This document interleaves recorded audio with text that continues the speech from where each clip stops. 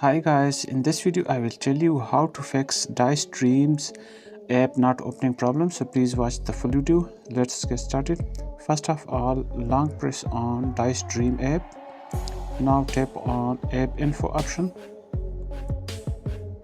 After that, tap on storage usage option and here clear the cache as well as clear data. Now okay. The next step is go to Google Play Store.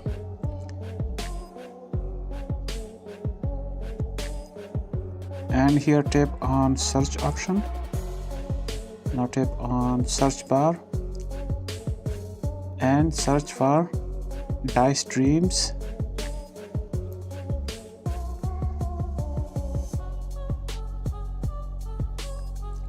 And here tap on update option to update the app. This will fix the issue. So hope you will like this video. Thanks.